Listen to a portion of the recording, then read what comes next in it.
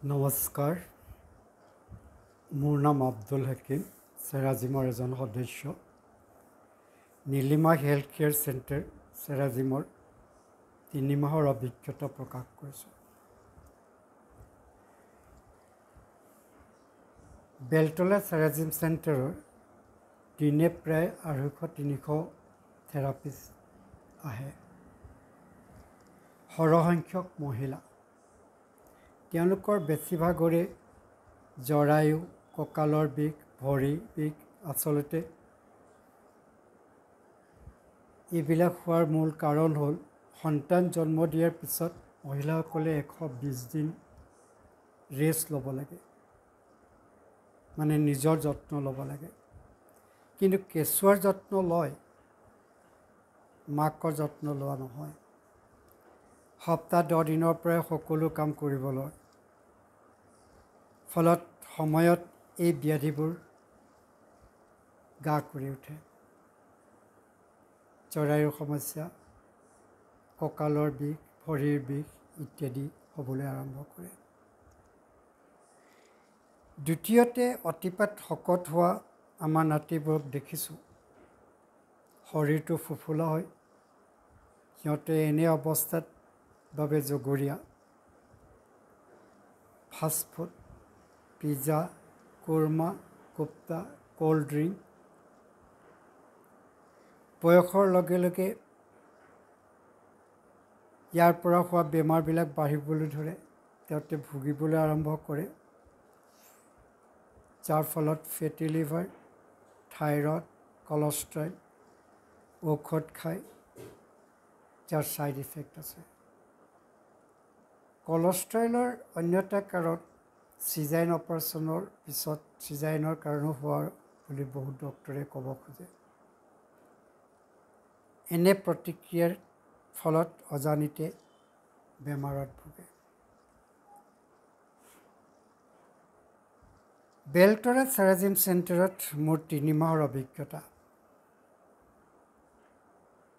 চেৰাজিমত automatic thermal মেছেজাৰ, যাক আমি ক'ব পাৰোঁ ইণ্টিগ্ৰেটেড অল্টাৰনেটিভ মেডিচিন, মূল্যৱান পাথৰৰ দ্বাৰা মালিচ কৰে ৰাজহাড়ত। কেঁচুৱাতে 3 বছৰলৈকে মায়ে বা ধায়ে কৰা মালিচৰ পুনৰাবৃত্তি। ৰাজহাড় সক্ৰিয় ৰখা মানে ডাক্তৰৰ ওচৰলৈ যাবলগীয়া টকা পইচা নিজৰ সৈতে ৰখাৰ ব্যৱস্থা। শৰীৰত গৰমৰ ফলত তেজ চলাচল ইম্প্ৰুভ হয়, ইমিউনিটি ছিষ্টেম শক্তিশালী কৰে, টক্সিন দূৰ কৰে, পেচাবৰ যোগেদি, পায়খানাৰ যোগেদি, বমিৰ যোগেদি, ঘামৰ যোগেদি। ফলত বডিটো ৰিলেক্স হয়। আমি মলি দূৰ কৰিবলৈ গা ধুওঁ। চেৰাজিম থেৰাপিয়ে আমাৰ শৰীৰৰ অন্তৰ্ভাগত তেজেৰে গা ধুৱায়। আমাৰ শৰীৰত 4-5 লিটাৰ তেজ থাকে। তেজ চলাচল ইম্প্ৰুভ হোৱাৰ লগে লগে শৰীৰৰ অসুস্থতা দূৰ হয়। দুজনমান যুৱকে মোক ফোনত সুধিছে, চেৰাজিম আৰু জিমৰ মাজত পাৰ্থক্য কি? কোনটো ভাল? ইয়াৰ উত্তৰ মই বেলেগ ভিডিঅ'ৰ যোগেদি ক'ম। বহুত ডাঙৰ পাৰ্থক্য আছে।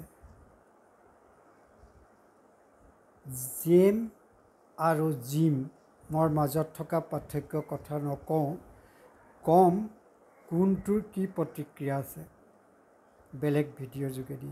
চেৰাজিমত কোনো ছাইড এফেক্ট নাই। 3 মাহতে দেখিলোঁ সকলো ধৰণৰ লোক আহে। কেঞ্চাৰ পেচেণ্ট, বাত বিষ, কঁকাল বিষ, আঁঠু বিষ, মধুমেহ, থাইৰয়ড, হাৰ্ট, কিডনী, মাইগ্ৰেন আদি পেচেণ্টসকল। অলপকৈ ভুগি থকাসকলে নাহে, টানি টুনি চলি থাকে।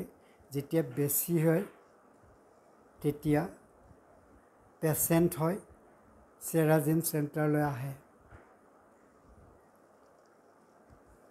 ভালো হয়, কিছু বেমাৰ সোনকালে ভাল হয় আৰু বহুতো আৰোগ্য হোৱা দেখিছোঁ। এটা কথা মনত পৰিছে, গৰমৰ বন্ধ হ'বৰ সময় হৈ আহিছে। আপোনালোকৰ ল'ৰা ছোৱালীক চেৰাজিম চেণ্টাৰলৈ আনি কৰ্মকৰ্তাসকলৰ সৈতে আলোচনা কৰি থেৰাপি দিয়াৰ চেষ্টা কৰিব। বহু উপকৃত হ'ব। 4 বছৰৰ ওপৰৰ বয়সৰ পৰা 90-100 বছৰৰ বয়সৰ লোকলৈকে এই প্ৰাকৃতিক থেৰাপি ল'ব পাৰে বিনামূলীয়াকৈ। মোৰ 3 মহীয়া অভিজ্ঞতাৰে কওঁ শুনক। শ্ৰদ্ধেয় শ্ৰোতাবৃন্দ, নমস্কাৰ। 24 ঘণ্টাৰ ভিতৰত 40 মিনিট সময় উলিয়াই নিৰোগী হওক। ৰোগৰ প্ৰতিৰোধ কৰক। যোগ, ব্যায়াম, জিম। চেৰাজিম হ'ল অল্টাৰনেটিভ মেডিচিন। স্বাস্থ্য উন্নতি কৰিবলৈ চেৰাজিমৰ চেণ্টাৰত আহক। ফোন নম্বৰ হ'ল 7002811946 আৰু 9435054742। গম পাব প্যাৰ কাৰ